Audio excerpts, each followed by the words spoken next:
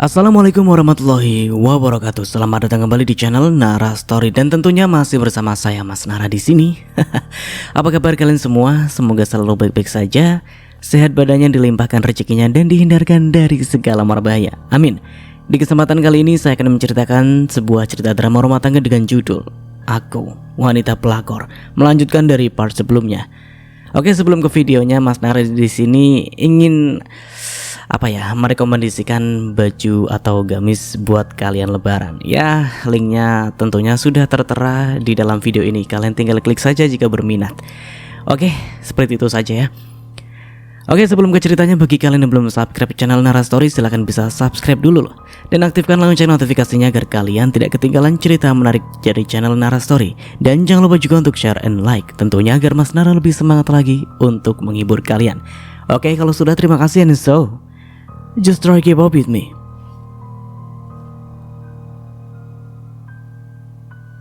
Dibekap gawe itu dalam pelukannya. Aku masih berusaha mengambilnya, sehingga perebutan alat pun terjadi. Hilang sudah kesadaranku. Emosiku memuncak. Kuangkat tubuh mungil Nur dan kuhempaskan dia ke lantai. Terlepas gawe itu dari tangannya, namun naas, gawe itu berderai. Pecah seketika tangisan Nur saat itu. Tidak hanya hatinya terluka, tapi juga fisiknya.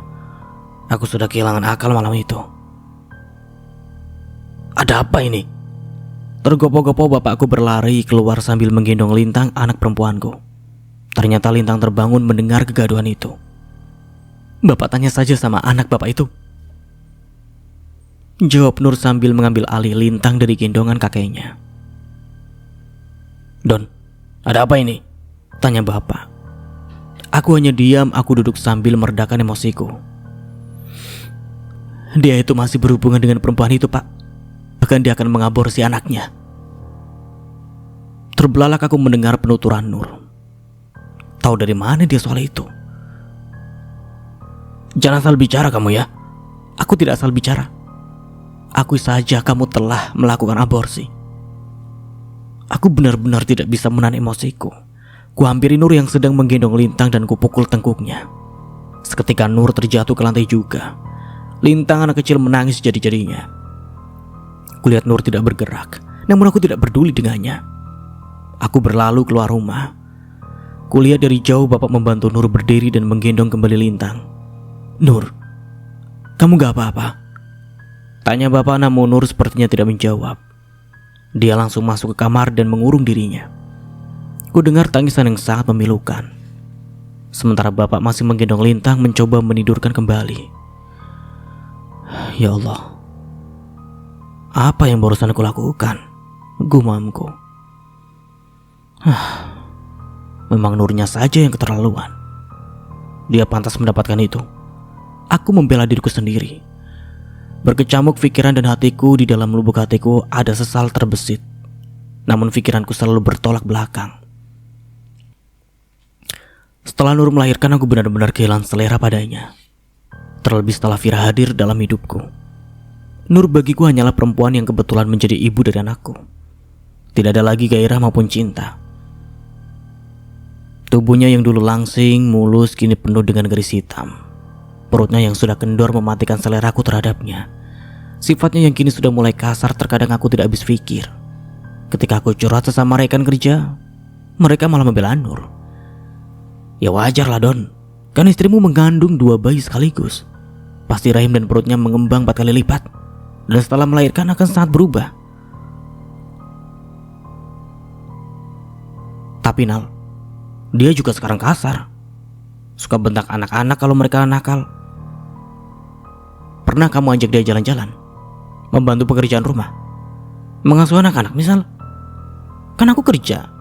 Hari libur aku pusing di rumah, makanya aku sering main futsal. Ya berarti Nur itu kena sindrom baby blues. Dia pasti sangat stres. Ngasuh anak kembarmu cuma sendiri, belum lagi mengerjakan pekerjaan rumah dan lain-lain. Istriku saja ngasuh 1 anak sudah kepayahan. Aku sering bantu istriku beres-beres rumah. Apalagi Nur yang sekarang anak-anakmu sudah mulai aktif-aktif. Ucap Ronald panjang lebar. Lagi-lagi Ronald membela perempuan bau dapur itu. Sudahlah Nal, kalau kamu cuma membela Nur, percuma aku curhat panjang lebar. ucapku kesal. Ya begitulah rekan-rekan kerjaku jika aku curhat tentang Nur.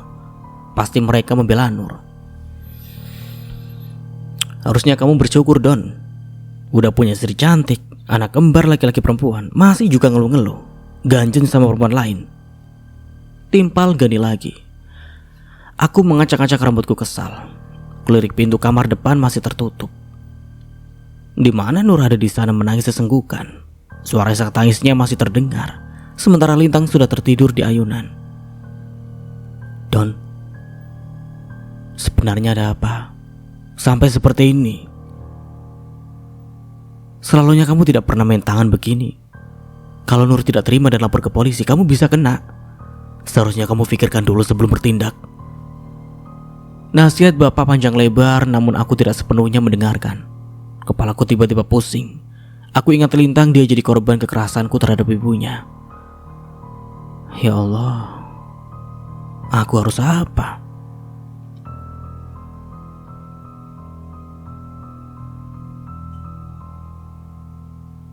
Pagi ini aku membuka mata, tak kudapati kedua anak kembarku. Aku bergegas keluar kamar, rupanya Nur sudah tidak ada di kamar tamu. Anak-anak juga tidak ada suaranya. Kemana mereka pergi? Pakaian kerja sudah disiapkan Nur di atas ranjang. Begitupun sarapan sudah tersedia di atas meja. Rumah ini terasa sepi sekali. Biasanya pagi seperti ini anak-anak sudah riuh berkejaran. Namun tidak pagi ini. Kemudian ku sambar handuk yang tergantung di balik pintu.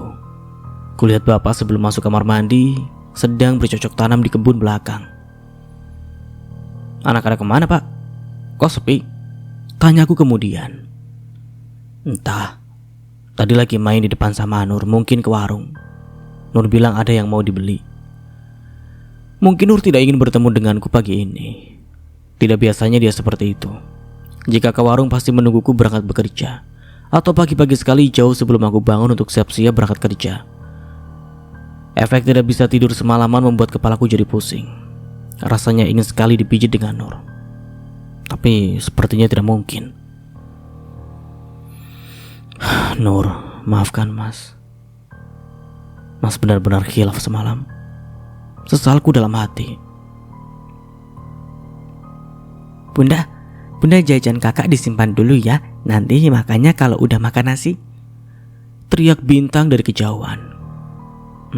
Benar rupanya mereka ke warung. Gumamku sambil kuperhatikan dari jendela anak-anak menenteng jajanan yang mereka dibeli di warung. Kulihat mata Nur masih sembab dan bengkak. Pasti dia menangis semalaman. Bahkan dia pun sampai tidur di kamar tamu. Aku memang keterlaluan. Tak pelak aku mengutuk diriku sendiri.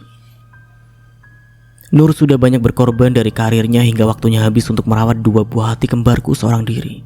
Namun aku masih saja menyimpan wanita lain di hatiku. Tapi memang Nur sekarang tidak menarik lagi. Bahkan kata-katanya sekarang sudah mulai kasar. Gelutukku dalam hati. Iya, terkadang aku membenarkan tindakanku berselingkuh dengan Vira. Tapi terkadang aku sadar itu salah. Vira yang selalu menenangkanku ketika aku ada masalah dengan Nur.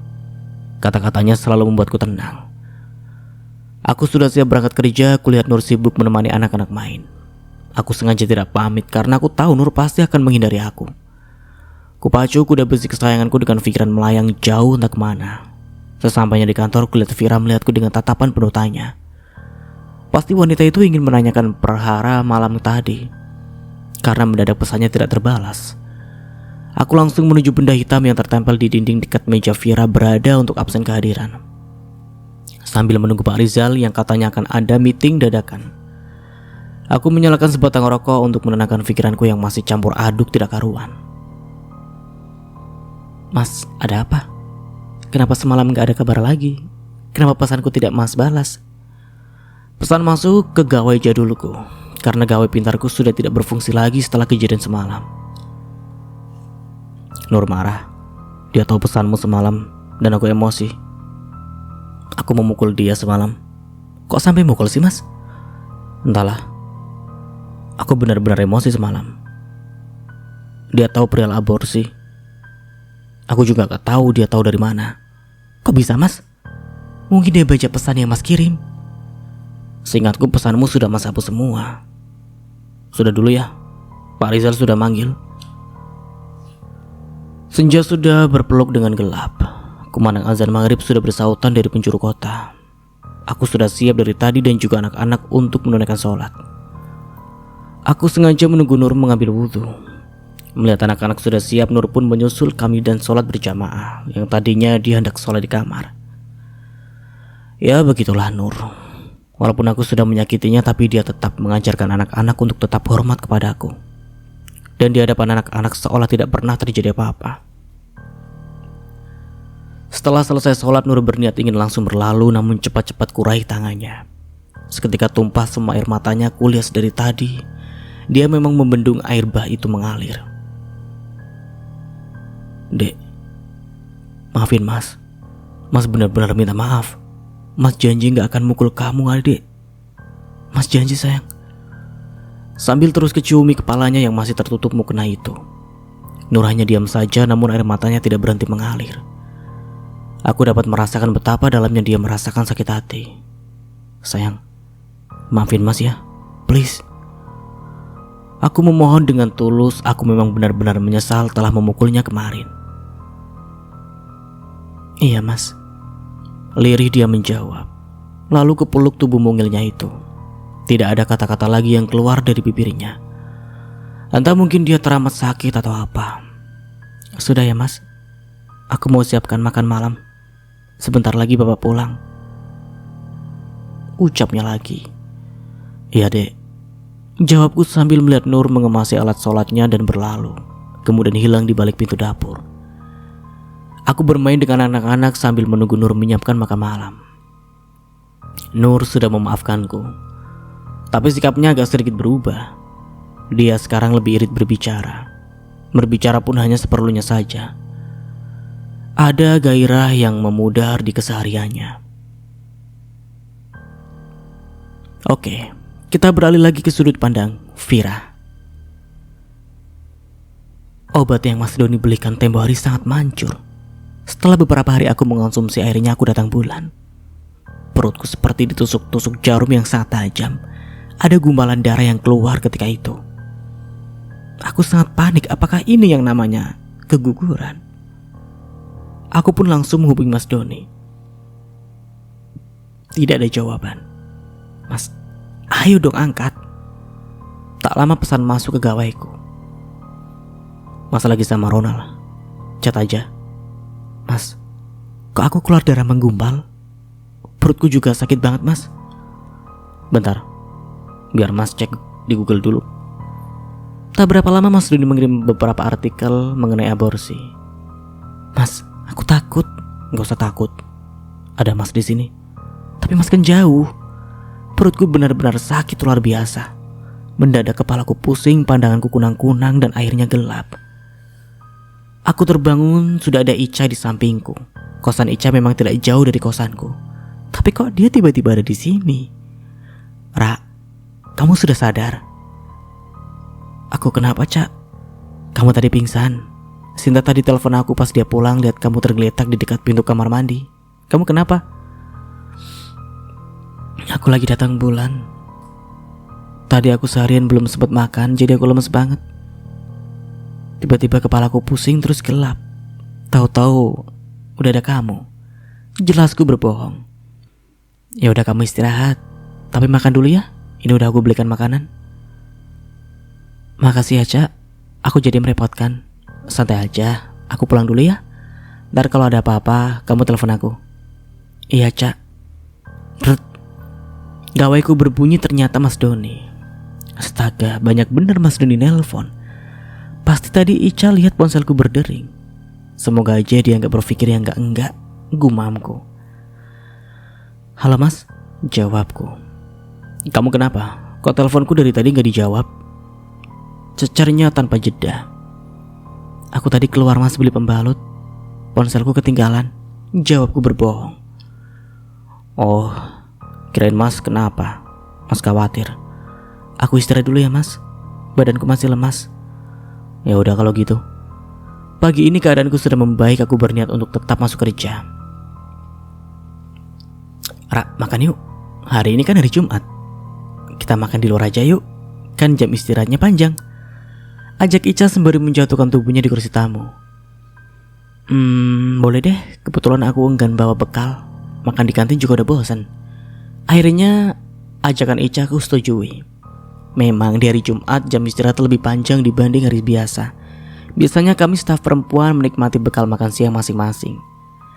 Aku yakin Mas Doni juga pulang ke rumah. Dia tidak pernah melewatkan makan siangnya bersama Nur, karena memang masakan Nur sangatlah lezat. Dulu waktu di tempat KKN, Nurlah yang sering masak. Teman-teman juga menyukai masakan Nur. Dia juga pandai membuat kue. Pernah suatu ketika aku membawakan pisang dari kampung halamanku untuk Nur, dan besoknya Mas Doni membawa bolu pisang ke kantor. Katanya Mas Doni itu pisang yang aku bawakan kemarin. Dan setelah aku mencicipi bolu itu benar-benar lezat. Nur. Seandainya aku tidak tergoda dengan Mas Doni, mungkin persahabatan kita makin erat. Ra, kamu agak gendutan sih? Ledek Ica sambil memegang pinggulku dari belakang. Aku yang memegang kemudi motor hanya pasrah ketika Ica mencubit-cubit perutku. Iya Ca, akhir-akhir ini aku memang hobi makan. Kamu ini masih gadis tapi perutnya udah kayak emak-emak. Ledeknya lagi, dia memang seperti itu, suka ceplas-ceplos kalau ngomong. Aku sudah kebal dengan ocehannya yang terkadang menyebalkan itu. Biarlah, yang penting udah laku. Gak kayak kamu jomblo akut. Timpalku. Memang siapa pujaan hatimu itu? Perasaan gak pernah nampak dia jemput kamu pulang kerja. Atau jangan-jangan si Doni ya? Sadar boy, laki-laki orang dia itu. Ini anak makin nyebelin aja. Tapi suka benar kalau ngomong. Aku tersenyum kecut. Ya enggak lah, pujaan hatiku tuh kerja di luar kota. Jadi kami LDRan. Tahan kamu LDRan. Paling juga di sana ada tuh cadangannya. Enak aja. Dia setia dong. Udah sampai nih. Kamu mau makan apa? Bakso aja lah. Bosan makan nasi terus. Ya udah, tunggu aku parkir dulu. Kemudian aku memarkirkan motorku sementara Ica sudah masuk ke warung bakso duluan. Selesai jam istirahat, kami bergegas kembali ke kantor. 1 bulan setelah aku mengalami pendarahan, ada rasa penyesalan yang menghantuiku. Sore ini Mas Doni pulang dari luar kota. Aku sudah tidak sabar menunggu kepulangannya. Hari ini sangat rindu. Tak terasa hubunganku dengan Mas Doni sudah berjalan 2 tahun. Walaupun Nur sudah beberapa kali tahu, tapi Mas Doni sepertinya sangat mudah meyakinkan Nur bahwa kami tidak ada lagi hubungan. Dan bodohnya Nur tidak menuntut cerai atau semacamnya. Padahal Mas Doni sudah tidak mencintai Nur lagi. Sepertinya dia memang tidak peka perasaan suaminya sendiri. Seandainya aku tidak menggugurkan janin itu, bisa aku jadikan alasan agar Mas Doni menikahiku. Atau seandainya mereka bercerai, pasti aku akan menikah dengan Mas Doni. Bahkan melabrak pun dia tak punya nyali. Deru suara motor Mas Doni itu sudah terdengar. Pujaan hatiku akhirnya datang juga. Aku sudah sangat merindukan lelaki itu. Mas, aku langsung berhambur ke pelukannya. Mas capek sayang. Mas istirahat bentar ya. Aku sudah kangen banget mas. Sama mas juga. Mas Doni melangkah menuju kamar mandi untuk membasuh mukanya. Aku menyiapkan air dingin. Aku sudah seperti seorang istri melayani suaminya. Mas, ini minumannya. Lalu Mas Doni mengambil minuman yang aku siapkan tadi, kemudian menjatuhkan badannya duduk di sampingku. Mas, apa mas beneran sayang sama aku? Gak usah ditanya, sudah pasti iya. Kalau mas gak sayang, gak mungkin sekarang ini mas di sini. Terus, kenapa mas gak nikahin aku sih? Malah aborsi calon anak kita. Mas belum siap sayang. Mas belum bisa ceraikan Nur dan anak-anak. Masih bersama Nur. Kalau Nur yang minta cerai gimana mas? Mas Doni hanya diam ketika aku menyinggung itu. Pasti Mas Doni masih belum rela berpisah dari Nur, apalagi anak-anaknya.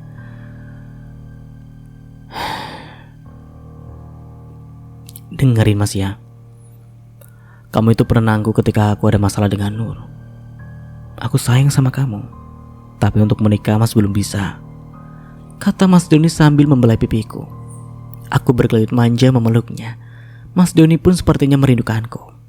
Tanpa basa-basi dia memaut bibirku mesra. Ku balas pautan itu tak kalah panas. Tak berapa lama Mas Doni membawa Pongku ke kamar. Kami bergulat panas di sana. Seakan dunia tak ada lagi Nur dan siapapun. Mas Doni milikku.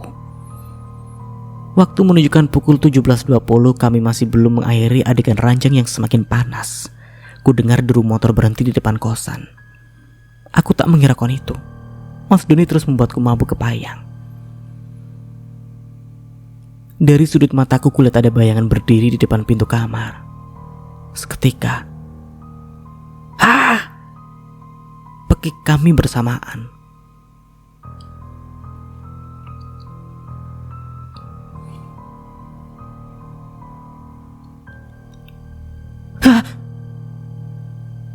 Pekik Nur melihat kami sedang melakukan adegan ranjang. Aku dan Mas Doni juga berteriak kaget. Nur sudah berdiri di depan pintu kamar. Dia memukuliku dan Mas Doni. Dia menjambak rambut panjangku. Nur menyemprotkan sesuatu ke arah kemaluan kami. Seketika kami kepanasan. Aku pasrah, aku tidak melawan.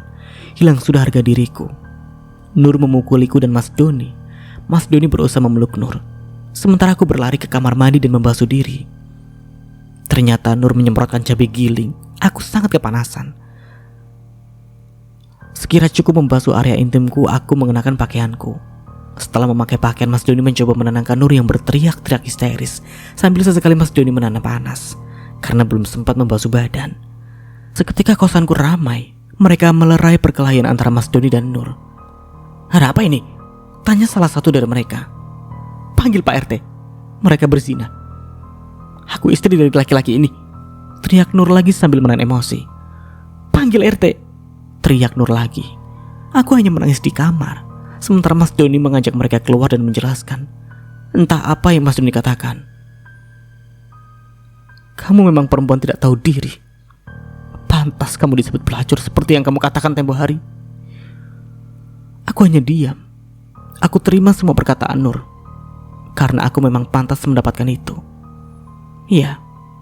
Dulu aku pernah berucap awal-awal isi chatku ketahuan sama Nur. Nur, daripada sama Mas Doni mending aku sama Om-Om. Udah jelas dapat duit. Ucapku untuk meyakinkan Nur bahwa aku tidak ada hubungan apa-apa dengan Mas Doni. Baguslah Vira, aku rasa juga kamu tidak serendah itu. Balasan menohok dari Nur untukku, tapi ternyata aku lebih rendah daripada seorang pelacur. Sudah, saya tidak mau ikut campur urusan kalian. Selesaikan urusanmu dengan istrimu. Tapi sekali lagi saya sendiri yang memergoki kalian. Saya yang akan lapor kalian ke polisi. Ayo Nur, kita pulang. Sama ku dengar pembicaraan mereka di luar. Setelah itu tidak ada lagi suara. Namun tak berapa lama terdengar suara motor meninggalkan kosanku. Rrrt. Getar gawaiku berbunyi, ternyata panggilan dari Mas Doni. Sayang, kamu gak apa-apa? Sudah pasti kenapa-napa Mas. Sudah. Mereka sudah memergoki kita. Aku menangis tergugu. Yang, maafin Mas. Mas pergi tanpa memperdulikan aku. Lalu ku pencet tombol merah. Gawaiku berdering berkali-kali namun ku hiraukan. Suara motor berhenti di depan kosan, ternyata Mas Doni kembali. Maafin Mas Yang. Mas juga gak nyangka Nur bakalan sedekat ini. Sudahlah Mas, pulanglah. Mas janji akan menikahimu. Aku hanya diam. Di sini Nur yang menjadi korban, tapi entah kenapa aku yang seolah-olah tersakiti. Tak berapa lama ternyata Nur pun menyusul. Dia langsung memasuki kamarku. Ingat ya Vira, suatu saat kamu akan merasakan hal lebih pedih dari ini. Sudah ya pulang, ajak Mas Doni sambil menarik tangan Nur. Sepanjang perjalanan pulang Mas Doni menelponku, aku hanya mendengarkan tanpa menjawabnya. Aku menangis hingga sesenggukan. Sudah berkali-kali aku mandi namun rasa panas di area sensitifku masih terasa. Tapi ini belum setimpal dengan apa yang Nur rasakan. Aku tak mampu rasanya menjalani hari esok di kantor. Entah apa yang terjadi dengan Nur dan Mas Doni. Tiba-tiba di sela lamunanku Mas Doni datang. Tak banyak basa-basi aku langsung menanyakan keadaan Nur. Mas, gimana Nur? Orang tuanya kesini. Terus? Apa yang terjadi dengan Nur? Apakah dia ikut pulang bersama orang tuanya? Oke, kita beralih ke sudut pandang Nur. Sore ini seperti biasa. Setelah aku memandikan anak-anak, aku menghabiskan sore bermain ke rumah teman-teman sekomplek yang letaknya hanya beberapa meter saja.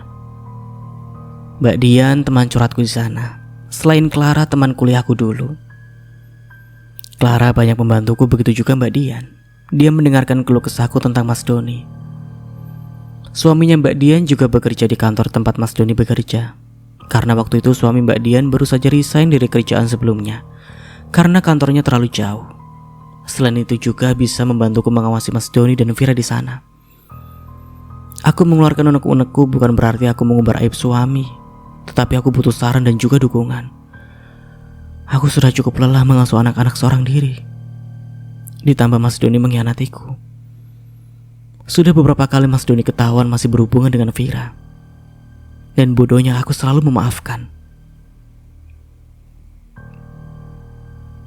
Mbak, kok aku ngerasa Mas Doni masih aja ya berhubungan dengan Vira? Emang kenapa, Nur? Tempo hari aku gak sengaja liat chattingan mereka, Mbak. Dan isinya ya masih seperti orang pacaran. Sikap Doni gimana sama kamu, Nur? Berubah, Mbak. Hari Minggu juga gak pernah di rumah. Apa coba diselidiki, Nur? Biar ada bukti. Saran Mbak Dian. Apa Mbak punya teman yang bisa dimintai tolong? Pakai ojol aja, usul Mbak Dian. Boleh juga, Mbak. Pasti mereka gak ada yang curiga. Mbak ada nomornya? Ada, sebentar ya. Tapi jangan bawa-bawa nama Mbak ya. Iya, Mbak. Ini nomornya. Kemudian aku salin nomor ojol itu di gawaiku. Tapi aku masih ragu untuk menghubunginya. Kenapa, Nur? Mbak Dian melihat keraguan di wajahku. Aku ragu, Mbak. Daripada berlarut, kalau sudah terbukti kan kamu bisa ambil langkah selanjutnya. Dan kamu gak menerka-nerka lagi, sambung Mbak Dian. Tapi Mbak dulu yang menghubungi ojolnya ya.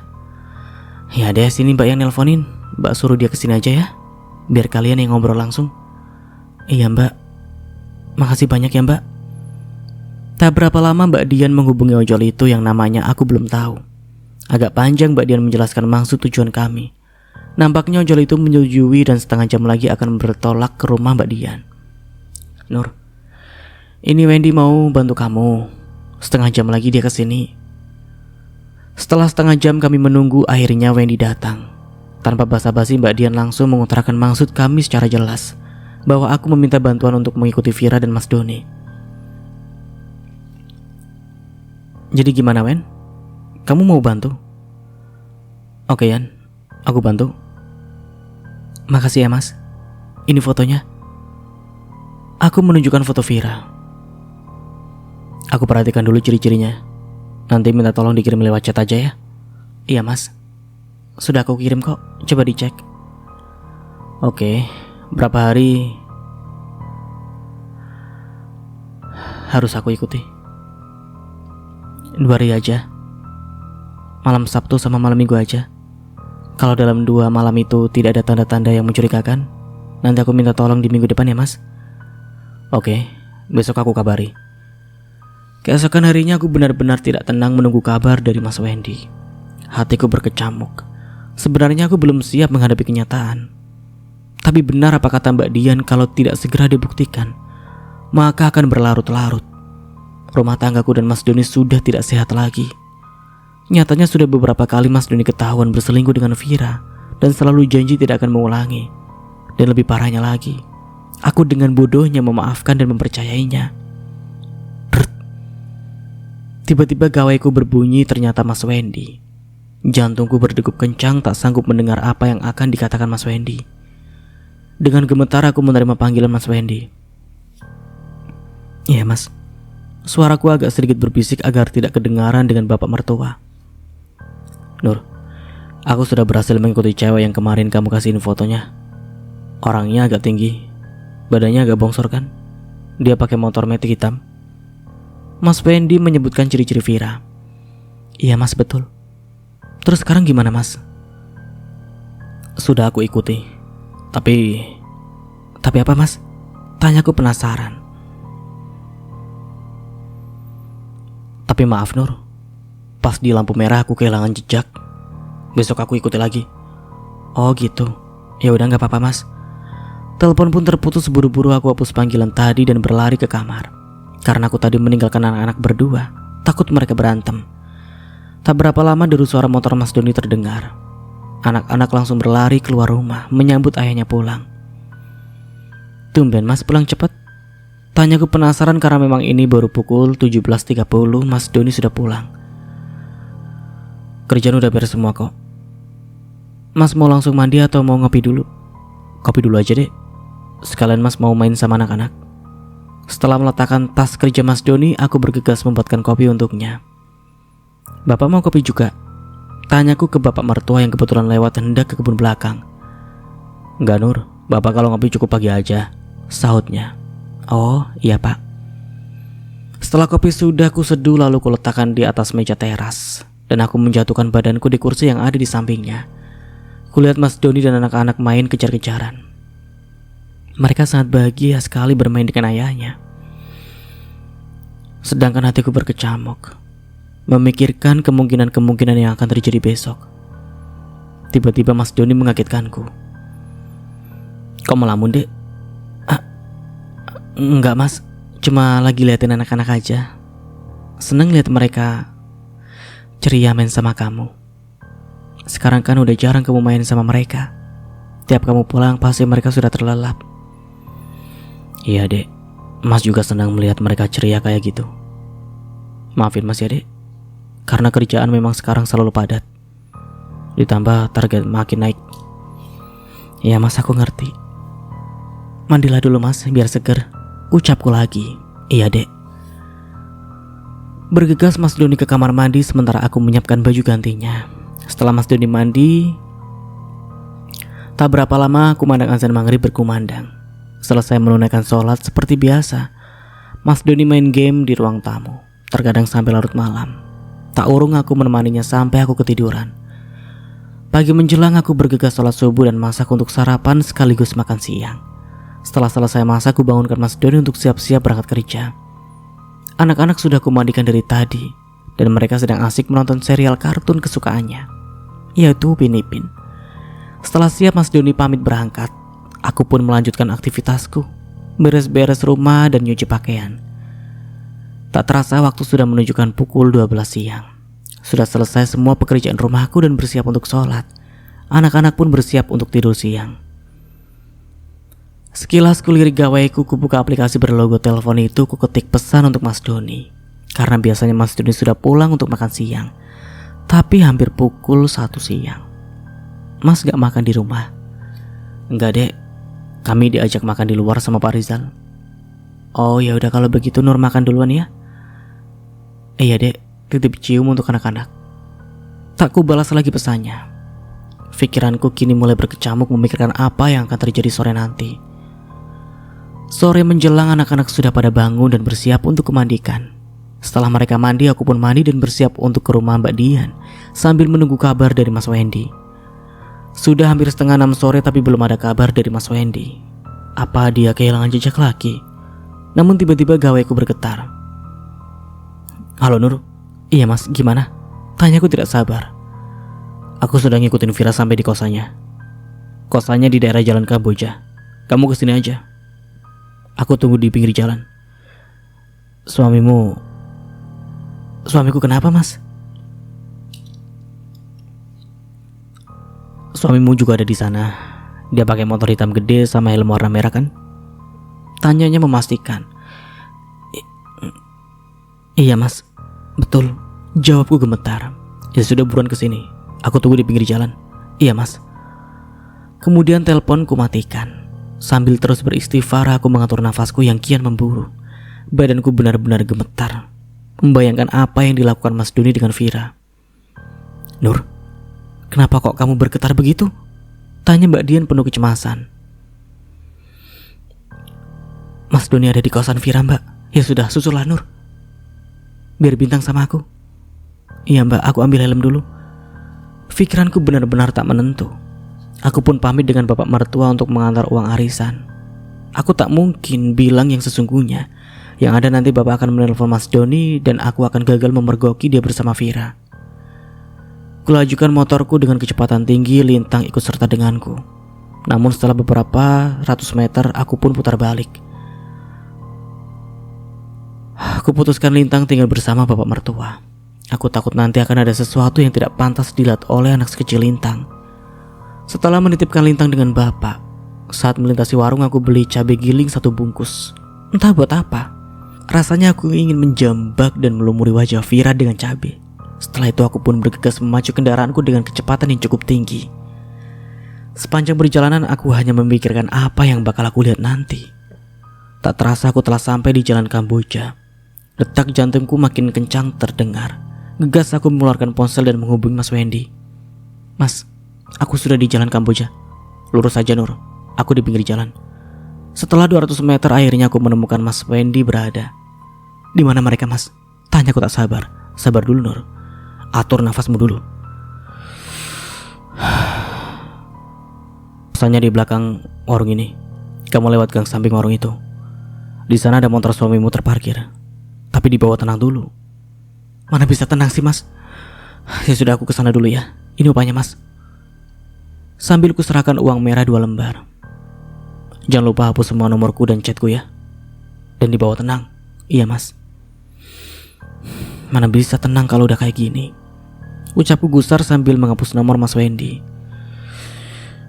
Bismillahirrahmanirrahim. Ucapku mantap. Setelah aku berlalu, Mas Wendy juga langsung pergi. Ada sedikit keraguan ketika hendak memasuki pagar kosan itu. Kulihat memang itu motor Mas Doni. Helmnya pun sama. Aku parkirkan motorku di belakang motor Mas Doni. Kulihat pintu kosannya terbuka, tapi aku tidak mendapati ada orang di ruang tamu. Aku langsung masuk ke dalam. Sampai di depan pintu kamar yang terbuka itu, aku melihat pemandangan yang sangat menyakitkan hati. Hah! Teriakku sangat kuat. Kulihat Mas Doni sedang membetulkan posisinya. Mereka berteriak serempak. Badanku seketika memanas. Kemudian ku hampiri mereka berdua. Tanpa dikomando aku langsung menyerang mereka sambil menangis.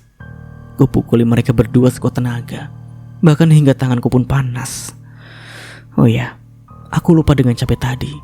Aku keluarkan dari saku celanaku dan tanpa ampun semprot ke arah mereka dan berhasil mendarat ke area sensitif mereka. Siapa yang akan tahan melihat adegan yang tidak pantas kulihat sebagai seorang istri? Setelah pasrah aku pukuli, Mas Doni menuntunku keluar kamar dan mencoba memelukku. Aku yang sudah emosi tak terkendali menepis tangannya. Aku berteriak-teriak tanpa ampun, hingga beberapa orang pun mendatangi kosan penasaran dengan gaduhnya situasi. Bodohnya aku lupa untuk merekam kejadian ini. Sungguh tak terfikir sampai ke sana. Hatiku yang bergemuruh udah menghilangkan pikiran bersihku. Ada apa ini? Tanya mereka. Mereka berzina. Aku istrinya.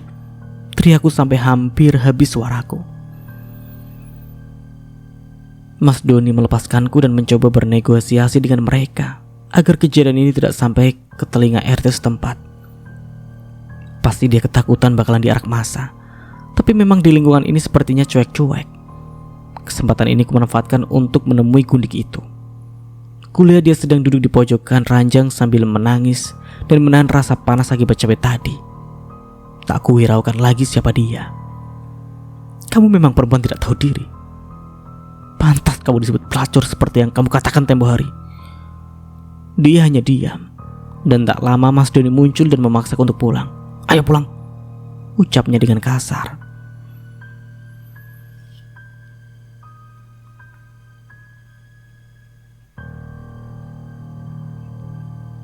Mas Doni menarikku dengan kasar. Ayo cepet pulang, teriaknya penuh emosi. Ayo, jawabku tak kalah tinggi. Bawa tas kamu sekalian. Kenapa pula mau ditinggal? Buat alasan untuk menemui gundik itu lagi, hah? Cecarku dengan sengit. Mas Doni masuk ke dalam dan mengambil tasnya lalu dengan kasar memutar motornya yang terparkir di depan motorku. Aku melesat dengan kecepatan tinggi sambil sesekali kulirik dari spion wajah menjijikan untuk aku pandang itu. Dan dia masih ada di mengikuti aku. Setelah beberapa ratus meter aku tak mendengar suara motornya.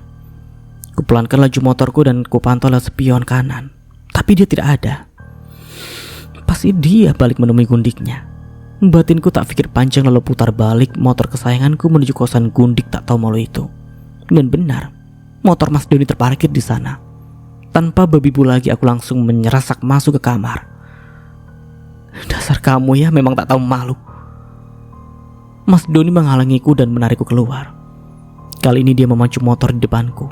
Aku terus memperhatikan gerak-geriknya. Air mataku pun tak lagi mau keluar. Hanya bongkahan batu besar yang menghimpit di dada ini. Ingatanku melayang entah kemana. Ingin rasanya aku menabrakkan diri ke truk tronton yang barusan melintas. Tapi aku pikir itu pasti sakit. Kupacu terus motorku hingga nyampe di rumah Mbak Dian. Aku belum ingin bercerita dengannya. Aku hanya ingin mengambil bintang dan pulang.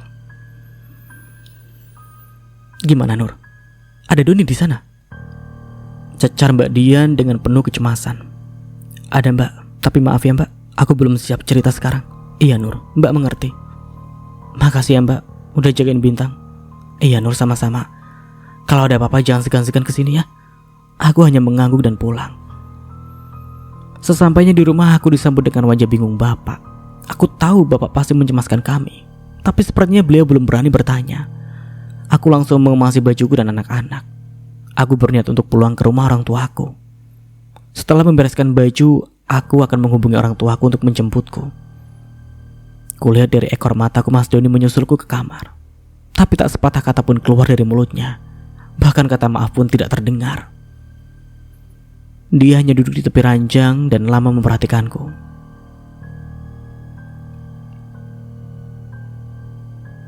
Sampai kamu keluar dari rumah ini, tengok apa yang akan terjadi.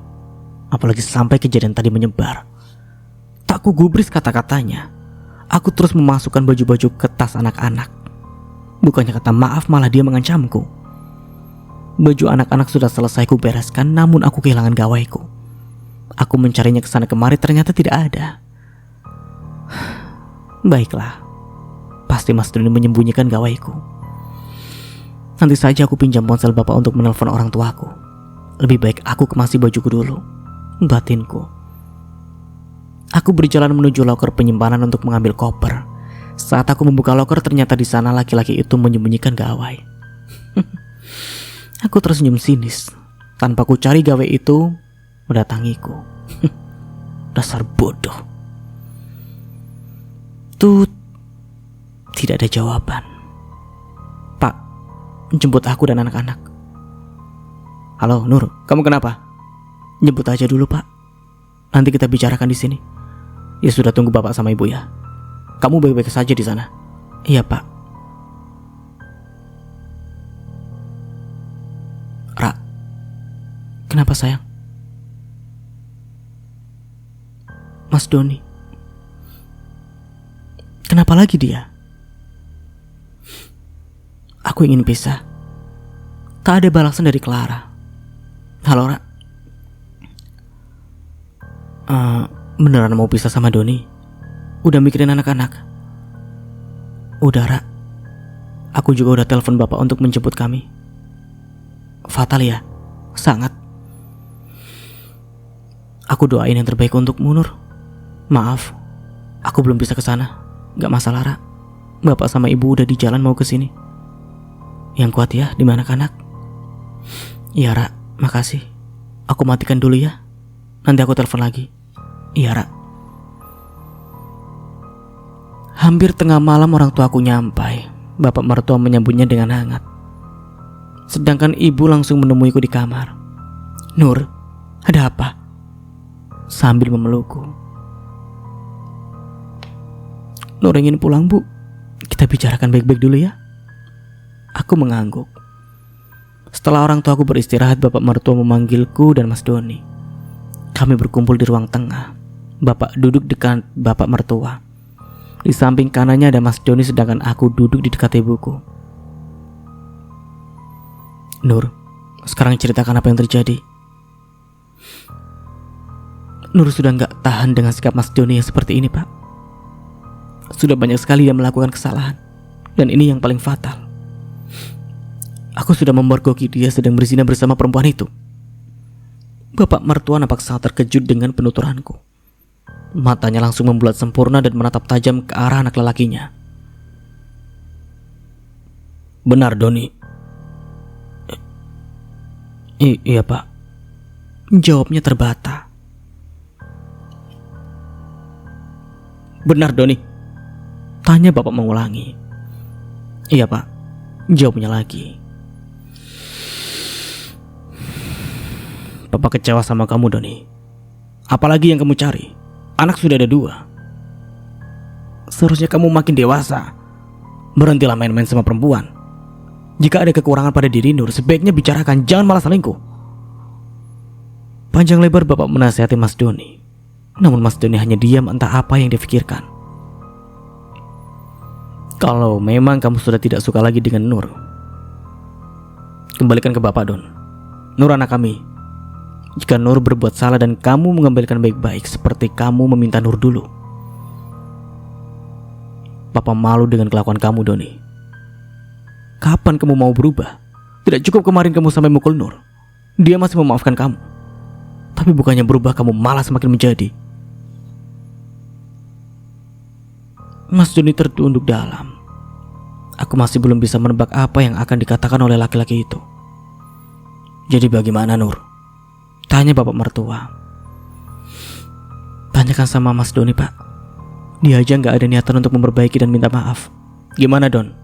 Kamu mau mengembalikan Nur atau bagaimana? Tidak, Pak.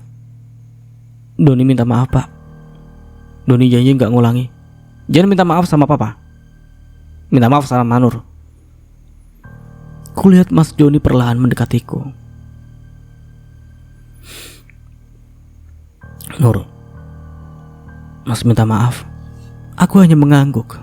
Tak kulihat keseriusan dari sorot matanya. Aku rasa Mas Doni hanya bersandiwara di depan kedua orang tua kami. Dia tidak bersungguh-sungguh. Setelah dia berucap maaf, dia lalu berlalu entah kemana. Aku seperti tertekan dengan ancamannya.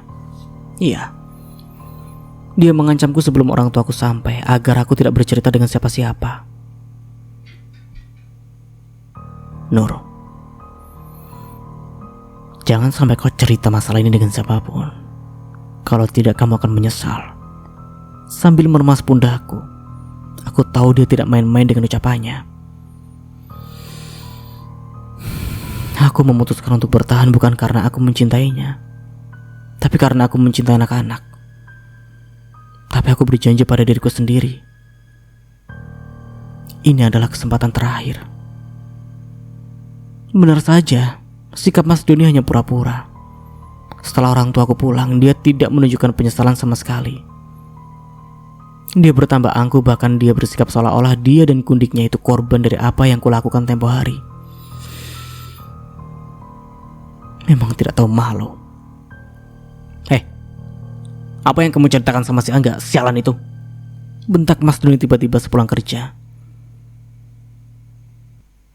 Maksud kamu apa, Mas? Lihat itu. Akibat ulah laki-laki tak tahu diri itu. Sambil menunjukkan beberapa gambar tangkap layar di aplikasi biru, sekilas terlihat sebuah status beserta komentar-komentarnya. Aku hanya cerita kejadian itu dan berniat meminta kontak orang tua gundikmu itu, karena aku lihat kamu dan gundikmu itu sama sekali tidak berubah. Bahkan perempuan itu meminta maaf pun tidak. Aku ingin orang tuanya tahu kelakuan anak gadisnya di sini. Oh, sudah berani kamu ya, Nur. Berpikir tidak kamu dengan apa yang kamu lakukan? Berpikir tidak kalau ulahmu itu buat orang lain depresi? Untung dia gak bunuh diri karena tekanan batin. Terus kalian melakukan itu juga tidak berpikir? Harusnya juga kalian juga berpikir sebelum melakukan apa-apa. Berpikir tidak sebab akibatnya. Masih mending aku gak laporin kalian ke polisi. Aku masih mikir, Mas. Harusnya kamu tanya sama dirimu sendiri. Aku rasa kalian juga punya otak untuk berpikir, atau otak kalian isinya cuma mesum saja, hah? Cecarku tanpa henti. Cukup, Nur. Sekarang kamu ikut aku, kita selesaikan masalah ini. Kamu harus bilang sama laki-laki sialan itu untuk menghapus status-statusnya.